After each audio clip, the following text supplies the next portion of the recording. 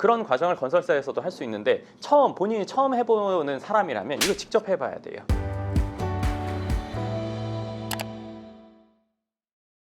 반갑습니다. 황 소장입니다. 오늘은 건물을 짓는 과정에 대해서 좀 얘기를 해드릴게요. 처음부터 끝까지의 내용을 얘기할 거고요. 그리고 어느 정도는 제가 조금 줄여서 얘기는 하겠지만 전체적으로 뭐 쉽게 말하면 책으로 치면 목차, 그리고 목차 플러스 어느 정도의 설명이라고 보시면 될 것 같아요.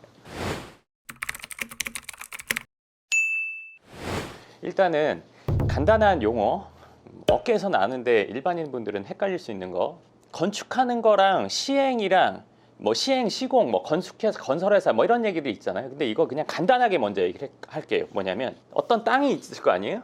그럼 그 땅에다가 누군가가 건물을 짓고 이거를 뭐 팔거나 분양을 하기도 하잖아요. 그러면 이러한 상황, 이러한 일들이 일어나기 위해서는 총 3회사가 필요해요. 시행하는 회사, 시공하는 회사, 분양하는 회사.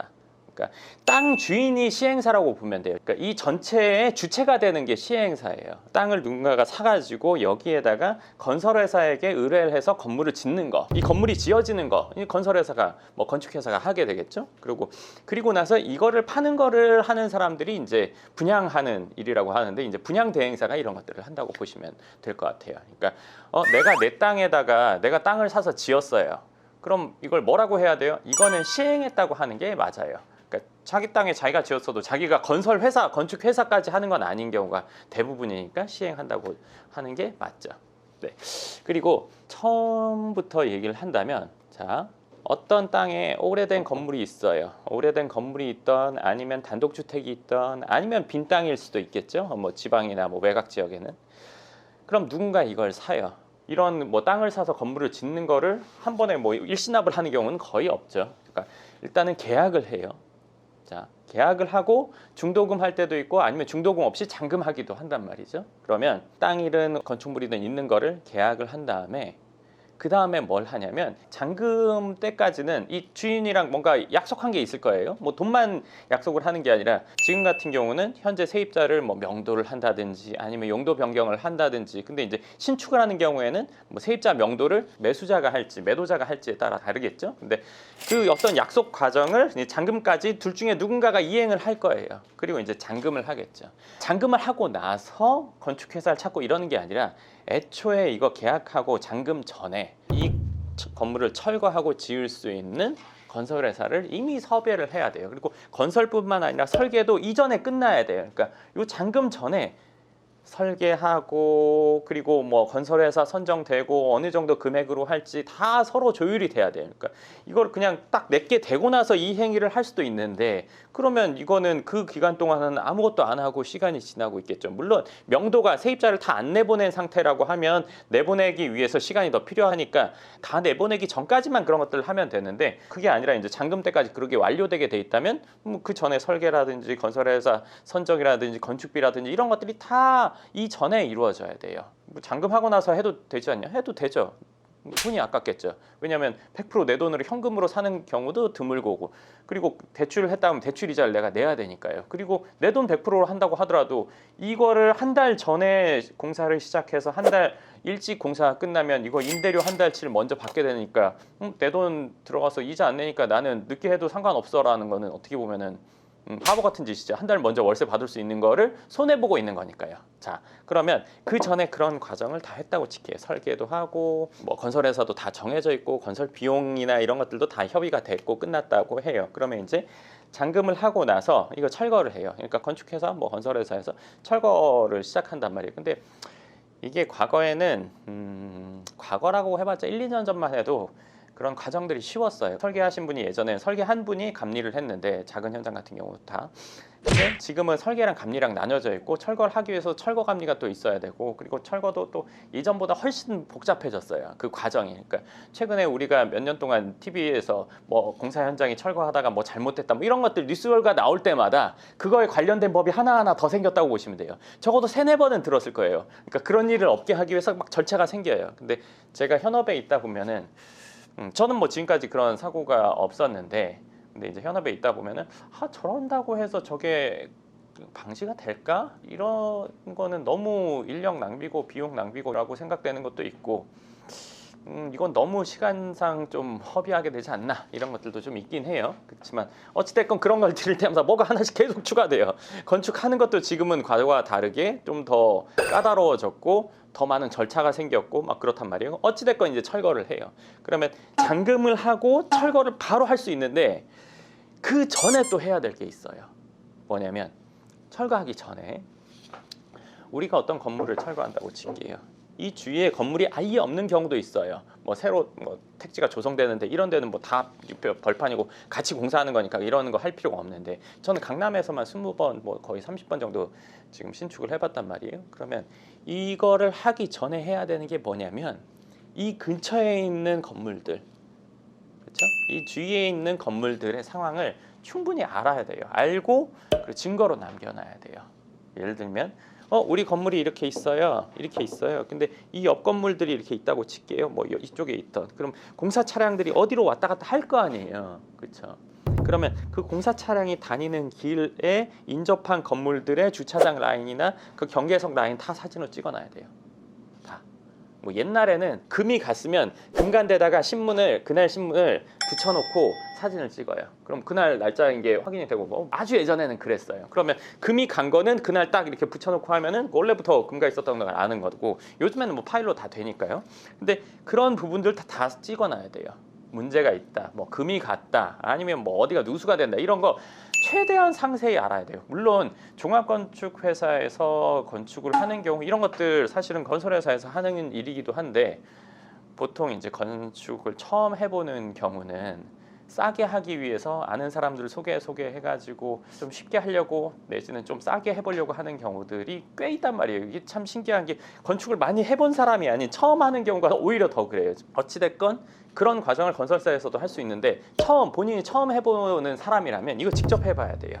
제 생각은 그래요. 그러니까 사진으로 다 남겨놓고 근처에 뭐 문제가 있는지 없는지, 건물들에 누수가 있는지 없는지, 근처에 있는 우리 차들이 움직이는 지역이라든지 건물 옆에 붙어 있는데 뭐 지하에 업장이 있다, 예를 들어서 뭐 PC방이 있다, 뭐 포차가 있다, 뭐 이런 것들이 있으면 직접 가서 다 봐야죠. 들어가 봐야 될 것 같아요. 손님으로 가든 어떤 형태로 가든 그렇게 해서 문제가 있는 걸 확인을 해야 되고 또 좀 뭐 팁이라고 하면 인근의 철물점 이런 데 찾아보고 그 철물점에 가서도 한번 물어봐야 돼요. 가가지고 저 어디에 건축할 건데 뭐 근처에 문제 있는 거 있으면 알려주세요. 이렇게 얘기하면 누가 얘기하겠어요. 거기 가서 이제 얘기를 하더라도 제가 이번에 여기서 공사를 하는데 필요한 물품이나 이런 것들이 있으면 여기서 앞으로 시킬 거다. 어떤 것들이 있냐. 그럼 거기서도 우호적인 상황이 될 거 아니에요.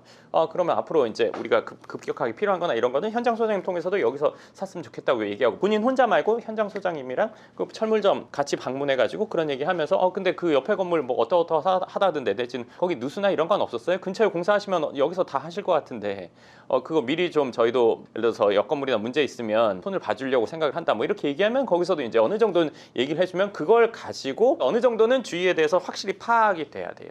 그러고 나서 철거가 돼야 되는데 사실은 그렇게 주위에 확인하는 거 철거 사이에 또 하나가 있어요. 그러니까 공사 시작하기 전에는 인근 건물주나 세입자분들 거기 사시는 분들이나 아니면 업장들의 인사를 다녀야 돼요. 이것도 물론 종합건설에서 하면 다 그런 것들을 먼저 단도리를 하죠. 단도리를 하는데 처음이라면 뭐 직접 해보시는 게 저는 요거는 조금 애매한 것도 있어요. 그러니까 그렇게 다 인사하고 직접 인사를 하면 그거는 좀 그래요. 그거는 건설회사 통해서 해야 돼요. 그 이유가 뭐냐면 직접 다 다니면서 인사하고 안면 트고 이렇게 하잖아요. 그러면 이제 유두리가 있고 편하게 해주는 분들도 물론 있는데 똑같은 소음에도 막 예민해서 막 난리치는 사람이 있고 그럴 수도 있지 공사하다 보면 이렇게 생각하는 사람도 있단 말이에요. 근데 난리치는 사람이 내 전화번호를 알고 있다.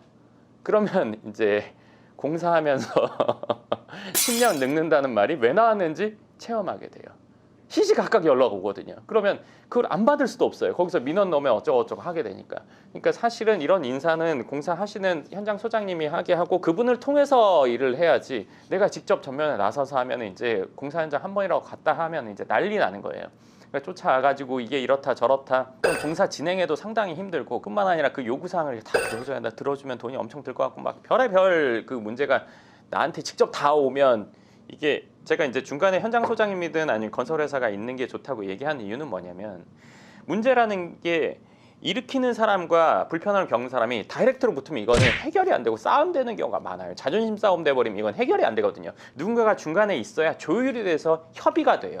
이분이 원하는 걸 여기에다 얘기하고 저도 그걸 여기를 통해서 듣고 이분이 그렇게 전달하면 이분은 건물을 본인이 직접 봉사 현장을 맡고 있지만 자기 건물은 아니잖아요. 그러니까 좀 객관적으로 들을 수가 있어요, 이분은. 그리고 그 객관적으로 사실만 나에게 얘기를 해주죠. 그럼 이렇게 하자 마자 얘기해서 이분한테 얘기하고 하면 이건 해결이 될 수 있단 말이에요. 그러니까 그런 주변에 인사를 하거나 미리 뭐 양해를 구하거나 이런 것들을 하는 거는 공사 현장 소장님이나 아니면 건설 회사를 통해서 하는 게 문제 해결에 이 양쪽 모두에게 저는 더 유리하다고 생각해요. 그리고 이제 그런 상황까지 다 끝났어요. 주위에 이제 양해를 구하는 거 플러스 뭐 설계라든지 공사 비용이나 이런 것들 다 끝났고 주변에 건물에 문제가 있는 거 없는 거 이런 거 다 파악했어요. 그러면 그때 철거를 하는 거예요. 그러니까 다 해놓고 철거하는 게 아니라 철거 일정이 잡혀 있으면 그 전에 이런 것들을 싹 다 하고 철거를 시작해요. 그러니까 철거를 하는 것도 예전에는 좀 지금보다는 좀 빠르게 할 수 있었는데 시간 걸리는 게 지금은 뭐 철거하기 전에 뭐 성명 검사 어쩌고 저쩌고 뭐 이런 것들이 있었는데 지금 그거보다 더 많죠. 그러니까 그렇게 하고 나서 이제 철거를 하고 나서 이제 뭐 지하가 있으면 지하를 파고 이제 지하를 판다는 게 똑같은 땅이면 지하를 파면 그 공간만큼은 용적률이라는 거에 들어가지 않기 때문에 보너스 면적이 되거든요. 지하는. 근데 똑같은 면적의 지하를 파는 게 좋지 지하를 안 파는 거는 오히려 면적의 낭비니까 쓸 수 있는 면적을 줄이는 거니까 라고 이거는 생각할 수 있어요. 처음 건축을 해보시는 분들은. 근데 실제로 그렇지가 않아요. 왜냐하면 입지마다 지하를 했을 때 득이 되는 데가 있고 아닐 만한 데가 있고 그리고 지하를 했을 때 이 공사비가 상당히 많이 들 경우도 많아요. 왜냐하면 그냥 우리가 흙 파는 거 아니야 생각할 수 있는데 이 파다가 뭔가가 나오면 그러니까 뭔가라는 건 돌이에요 다. 근데 그 돌이 아주 단단한 청암이라는 게 있고 그 외 무른 돌들이 있는데 무른 돌 같은 경우는 좀 낫지만 청암은 이제 깨는 기계가 이제 또 상당히 비싸고 그 렌탈비가 비싸다는 거죠. 사는 건 아니니까. 그리고 이 소리가 엄청 커요. 그리고 이 깨는 것도 이게 돌이면 부셔서 깨는 것도 있겠죠. 근데 이걸 씹어서 깨는 것도 있어요. 네, 훨씬 더 비싸겠죠. 근데 이러더라도 소리가 커요. 그러니까 그 지하를 파냐 안 파냐는 사업성 이게 그만한 효용 가치가 있냐 없냐 또 따져봐야 되고 여기에 임대가 될지 안 될지도 따져봐야 되고 뭐 여러 가지 요소들을 고려해야죠. 그리고 또 하나는 지하를 팠을 때 들어가는 길을 램프라고 하거든요. 근데 길 하나만 해놓고 들어오고 나오고 하기도 하죠. 근데 팠을 때 지하를 주차장으로 하려고 하다 보니까 들어가는 걸 빼고 나니까 뭐 몇 대 못 된다 이런 경우도 많단 말이에요. 설계를 해보면 이거는 명확히 나와요. 그렇기 때문에 지하는 설계하는 분을 통해서 하는 게 득일지 않을지 본인이 또 판단을 해봐야 되는 부분이 있어요. 지하를 하고 나서 그렇게 해서 이제 골조가 다 완성이 됐어요. 그리고 나서 외부 공사 그 창틀이랑 이런 거 먼저 하고 그 다음 외부 다 하죠. 외부 다 하고 이제 내부 하죠. 근데 이게 공사 업체랑 또 계약을 하잖아요. 우리가 공사비 전체 금액도 정하지만 돈을 주는 시점을 정해요. 돈을 주는 시점. 그러면 처음에 공사 시작했을 때 계약할 때 몇 프로, 그리고 뭐 2층 바닥 아니면 1층 바닥 했을 때 몇 프로, 뭐 그리고 골조 다 완성됐을 때 몇 프로, 그리고 뭐 외장 어느 정도 했을 때 몇 프로, 그리고 준공 났을 때 몇 프로, 뭐 이렇게 한단 말이에요. 근데 이 돈을 주는 조건이 회사마다 조금씩 달라요. 완전 상이하진 않지만 조금씩 달라요. 그러니까 처음 계약금 주는 거는 맞고 뭐 누구나 다 똑같죠. 계약금 뭐 10% 뭐 15% 20% 그거는 그거마다 달라요. 근데 이 공정마다 뭐 적게는 뭐 5번 많게는 뭐 8번 뭐 이렇게 준단 말이에요. 나눠서. 근데 여기서 하나 뭐 중요한 게 뭐냐면 마지막 그러니까 처음에는 뭐 계약금 주고 뭐 1층 바닥 덮고 골조 완성하고 그리고 외부 완성했을 때 뭐 내부 완성했을 때 이렇게 줄 수 있는데 처음 생각할 때는 건물 다 지으면 다 완료 됐으니까 주면 된다고 생각할 수 있지만 준공이 떨어진다고 하더라도 마무리 공사가 또 있단 말이에요. 손보기 같은 거. 그러니까 준공 검사 됐을 때 얼마라고 해야 되는데 공사비를 주는 데 있어서 준공 검사를 기점으로 하나 안 넣어놓으면 건설회사에서는 준공에 신경을 안 쓰거든요. 준공이 상당히 중요하단 말이에요. 그러니까 자동차라고 하더라도 번호판이 없으면 도로에 못 다니잖아요. 건물은 다 지었어도 준공이 안 나면 이 건물을 쓸 수가 없어요. 그렇기 때문에 준공이 떨어지는 거, 준공이 사용 승인이라고 보시면 돼요. 사용 승인이 되는 거 가 돈을 주는 그 시기에 반드시 하나 있어야 되고 그리고 이제 손보기 같은 경우도 그거는 웬만하면은 뭐 잘 안 넣으려고 하기도 하고 그런데 때에 따라서는 이거 진짜 대충 하는 경우 있거든요. 건축이 뭐 안전이나 이런 건 다 잘했는데 끝에 손보기 같은 거 디테일 이런 걸 제대로 안 해놓으면 또 웃기거든요. 그게 그렇기 때문에 요 부분 그러니까 건설회사랑 정말 신뢰가 있다고 하더라도 사용 승인은 반드시 그 시점으로 넣어야 되고, 잔손보기 이런 것들은 뭐 신뢰가 있다면 뭐 안 나더라도 어느 정도 알아서 해줄 테니까. 근데 이제 좀 처음 하는 것이다. 그럼 잔손보기 얼마 넣는 게 사실은 맞아요. 저라면 처음 할 때는 얼마라도 거기에 남겨둘 것 같아요. 줘야 되는 돈을.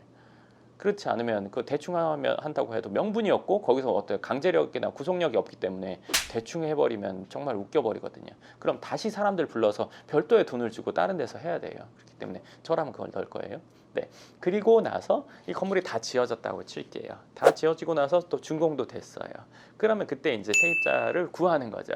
상가가 됐으면 상가 뭐 어쩌고 이런 것들을 하는데, 사실은 다 지어지고 나서 구하는 게 아니라 거의 다 지어지기 전에 이미 임대를 인근 부동산에 내놓게 되는 거예요. 그러니까 임대 내놓는 것도 어떤 한 부동산에 전속으로 내놓을 수도 있고 아니면 여러 부동산에 다 할 수도 있어요. 근데 이게 차이가 뭐냐면, 여러 부동산에 내놓으면 그 임대 구하는 거 부동산들에서 전화 올 때마다 내가 다 전화 응대해야 되겠죠. 그리고 보여달라고 할 때마다 내가 그 응대를 해야 돼요. 그리고 어차피 복비는 똑같이 나간단 말이에요. 근데 어떤 부동산에 전속으로 해놓으면 이 사람이 내가 할 그거를 대신해요. 뭐 보여주기라든지 어떻게 한다든지, 그리고 뭐 그 사람이 정말 잘한다면 이후에 임대 관리를 여기에 맡기기도 하죠.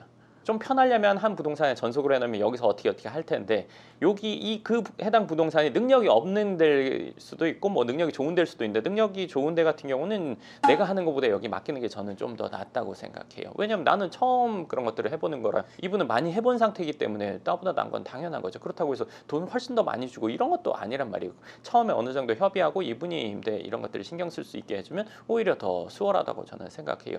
뭐 여러 부동산에 내놓는 거는 원래는 내가 했어야 되는데 이분이 여러 군데에 내놓죠. 근데 대신 건물 주인에서 나오는 임대료는 요분이 다 갖게 되는 거죠. 근데 예를 들어서 내가 여러 군데 다 내는다 그러면 부동산마다 내가 따로 나눠줘야 되는 거고, 근데 물론 이런 차이는 있어요. 이 부동산에서 자기가 건물주 거를 복비를 다 받으니까 여기서는 임대를 빨리 내놓으려고 하겠지만, 상대방 부동산에서는 내가 건물주 복비를 못 받으니까 예를 들어서 양쪽 복비가 다 나오는 건물이 있다면 그쪽으로 하려고 하겠죠. 하지만 이 건물을 꼭 해야 되는 사람이 온다면 당연히 이쪽을 할 거예요. 그리고 뭐 임대가 작은 거 말고 큰 거는 양쪽 복비를 다 갖는 경우는 사실은 많지는 않단 말이에요. 그렇기 때문에 한 부동산, 괜찮은 부동산이 있다면 전속으로 맡겨도 괜찮을 것 같아요. 그러니까 지금 이렇게 돼서 임대가 다 들어왔다 그러면 이제 뭐 전체 과정이 끝나는 거죠.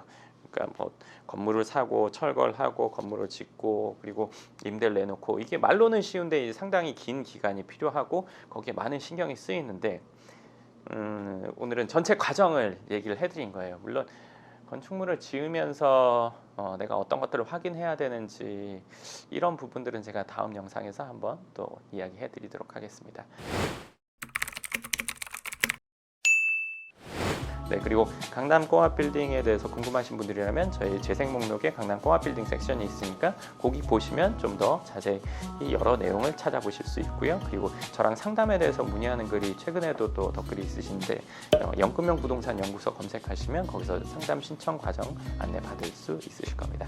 네, 그럼 오늘 영상 여기까지 하겠습니다. 감사합니다.